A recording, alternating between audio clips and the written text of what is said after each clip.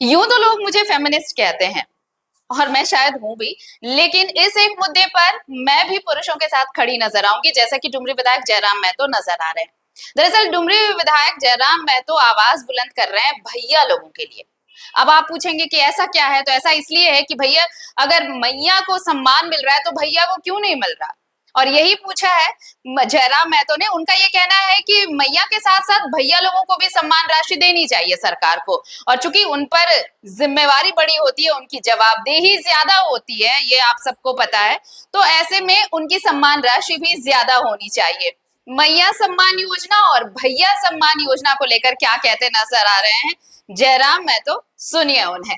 सही तो कह रहे हैं, सही कह रहे हैं, बिल्कुल सही कह रहे हैं। इसमें गलत क्या है?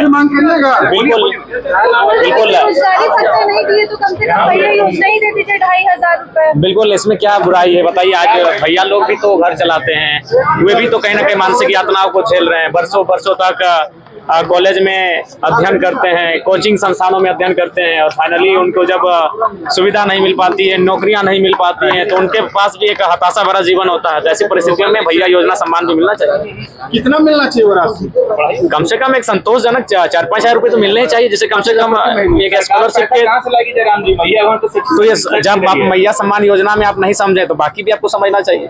और इसी में देखिए, बजट को लेकर जब उनसे नियुक्ति और रोजगार के बारे में पूछा गया तो उन्होंने साफ कहा कि देखिए, स्थापना मद में जो राशि दी गई है उससे ये साफ कर दिया है सरकार ने, इससे जो स्पष्ट संकेत दिए हैं सरकार ने वो ये कि ये वर्ष रोजगार और नियुक्तियों का तो नहीं रहने वाला है। सुनिए। देखिए, मैंने पहले भी कहा, आज भी कह रहा हूँ कि ये जो बजट निसंदेह जो सरकार का एक योजना था मैया सम्मान, उसकी भरपाई हो जाएगी, क्योंकि लगभग बजट का 9 से 9.5% उसी में भुगतान किया जाएगा। और इस बार कृषि के लिए भी अच्छा बजट आया है। लेकिन ओवरऑल अगर नौकरियों की बात करें, नियुक्तियों की बात करें, तो स्थापना मद को आप देखें, उसमें विशेष बढ़ोतरी नहीं हुई है। इसका मतलब सरकार के इरादे स्पष्ट है कि इस बार जो ये वर्ष नियुक्तियों का वर्ष नहीं होगा। अगर नियुक्तियों का वर्ष होता तो कम से कम उन्हें अपने स्थापना मद की जो राशि है उनमें बढ़ोतरी करने की आवश्यकता थी। भैया सम्मान योजना में जितनी रकम चाहिए 56 लाख से अधिक लाखों को कट जाएगा। देखिए, अभी धीरे धीरे जैसे समय बढ़ेगा तो बहुत सारे तर्क देकर उनका कटौती किया जाएगा। उनके बहुत सारे ऐसे सरकार प्रावधान खोजेगी जिसमें कि जो लाभुक हैं, जिनकी संख्या शायद 50 लाख के आसपास है, उसे निश्चय ही कटौती किया जाएगा। और सबसे अहम बात, अपना वोट बैंक कौन खोना चाहता है भाई? जयराम महतो भी नहीं खोना चाहते, और शायद यही वजह रही कि जब बीजेपी सांसद निशिकांत दुबे के जो रमजान वाले बयान को लेकर, ट्वीट को लेकर जब उनसे सवाल पूछा गया तो वो सेफ साइड खेल गए। उन्हें लगा कि इस पर अगर वो जवाब देते हैं तो उनका अल्पसंख्यक वोट बैंक खिसक सकता है।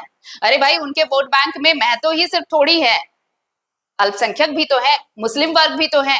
तो अगर इस पर वो कुछ बयान देते हैं तो कहीं ये वोट बैंक उनका ना खिसक जाए, इसलिए उन्होंने क्या कहा है, कैसे वो सेफ साइड खेलते नजर आए हैं इस मामले पर, सुनिए उन्हें। राम जी, निशिकांत दुबे बोल रहे हैं कि झारखंड को इस्लामिक राज्य बनाया जा रहा है। देखिए, सबसे पहली बात, निशिकांत दुबे जिस क्षेत्र से आते हैं उस क्षेत्र में हम कभी रहे नहीं है, उतना उस परिस्थिति को जानते नहीं। झारखंड क्या है कि पूरा झारखंड एक नहीं है। भौगोलिक दशा से अगर हम लोग पढ़ें, सांस्कृतिक दृष्टिकोण से पढ़ें, हम संवैधानिक दृष्टिकोण से एक है, लेकिन अगर भूगोल की बात करें, संस्कृति की बात करें, थोड़ी थोड़ी भिन्नता मिल जाती है। कहीं एसपीटी कानून है, कहीं सीएनटी है, तो कहीं विल्किंसन कानून है, तो पलामू का क्षेत्र फिर एक विशेष रखता है, तो छोटानाग थोड़ा विशेष है, कोल्हान थोड़ा विशेष है, संथाल थोड़ा विशेष है। तो जब आप उस भौगोलिक स्थिति में बसबसाव करेंगे, रहेंगे, अध्ययन करेंगे, तभी उस विषय में हम कह पाएंगे।